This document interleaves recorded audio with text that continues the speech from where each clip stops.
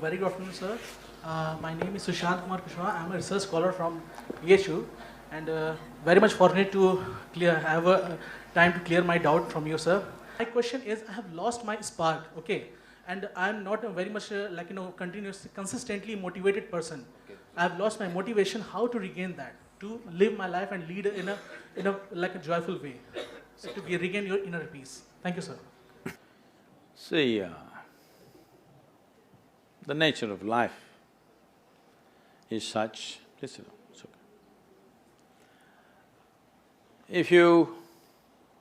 If you go outside in the garden and try to catch an ant, the BHU ant, who is born here, who's grown up here and probably he'll die here, that BHU ant, if you try to catch him, he'll say, okay, to hell with my life, okay, crush me if you want. Is it so? He'll do everything to protect himself. He values his life, isn't it? Very much or no? Tiny little creature that we may not even notice, we may step on him without even seeing him, unfortunately. But he values his life immensely. Does he or no? He's got spark. But you, a human being, at least on this planet, you're the peak of evolution, physiologically at least. Yes? If other behavioral aspects, if we may have questions but physiologically at least, the most evolved creature on the planet. What the most evolved creature on the planet means is, it has the most complex neurological system and it has the highest level of cerebral capability. That means you can think, you can remember, you have memory.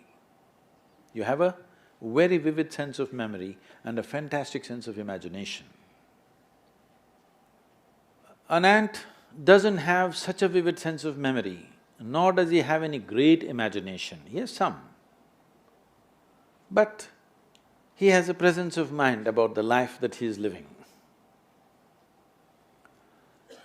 Because the education systems that you're going through right from kindergarten level is such that it is about everything except you. It's about everything else. Somebody is PhD in tourism, somebody is PhD in biotechnology, somebody is PhD in something. Nothing about this. How does this function? There is no attention at all. A human being functions. You know, you have a Kala Bhairava temple here. What this means is, a human being exists in three times. He lives because of the richness of his memory. How rich is your memory determines what you will do and what you will not do right now, isn't it so?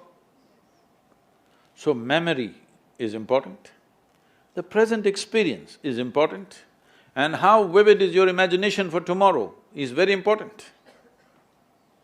Right now the problem is, these things have all gotten mixed up because discipline of faculty has simply not come. Nothing has been taught to our children that there needs to be… Discipline means people think English kind of discipline, walking like this like idiots. Discipline of faculty is not there. Because of this, your own mind turns against you. What happened 10 years ago, you still suffer?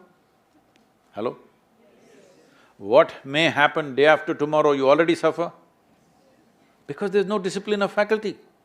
You don't know how to use your memory, you don't know how to use your imagination. Your memory makes you suffer, your imagination makes you suffer, and you think you're suffering your life. You are not suffering your life, you're only suffering the two greatest faculties of being human, vivid sense of memory and a fantastic sense of imagination, isn't it so? If you suffer the greatest faculties that you have, what can we do with you? If you suffer an ailment, understandable. If you suffer a disability, understandable. If you suffer your ability, hopeless case. Yes or no? You're suffering your capabilities. If you're suffering your disability, it's all right. You're suffering your capabilities. I must tell you this, about 4–5 months ago, I think, you might have seen it on the news, a young lady, 34-year-old lady, who was a television anchor in Hyderabad, jumped off the 5th floor window, killed herself, left a note, "Nobody is responsible for my death, my brain is my enemy." How many million years it took to get this brain to this size, and now it becomes your enemy? She articulated this, but this is true with almost 90% of the human beings. They are suffering their own intelligence, isn't it? If you take away half their brain, if you take away half their brain, they will be peaceful. Yes. And that is why a whole bunch of idiots are going about saying that the ultimate goal of life is peace of mind. Such people will only rest in peace. Now you, young man, university life, if somebody is not keying you up all the time, it could become too easy, you know. Even I remember, when I went to the university, most of the time we were in the canteen or in the garden. The easiest part of my life was university. I think… I know nobody's going to like it but I think this university time must be shortened unless somebody is producing something brilliant. They must be chucked out within 3 to 4 years' time, everybody.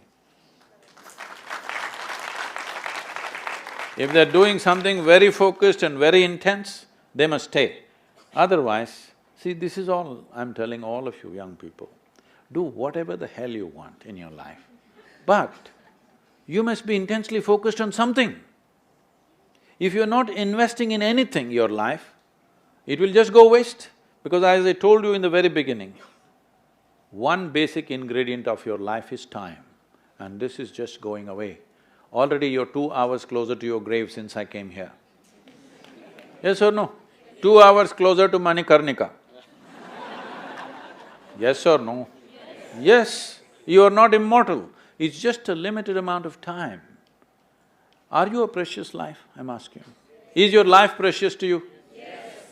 Then you must decide where you want to invest this life. If this is precious, if this is worthless, throw it somewhere. If this is precious, invest in something worthwhile, isn't it? So if you invest this in something worthwhile, not spark, you will be a flame all the time.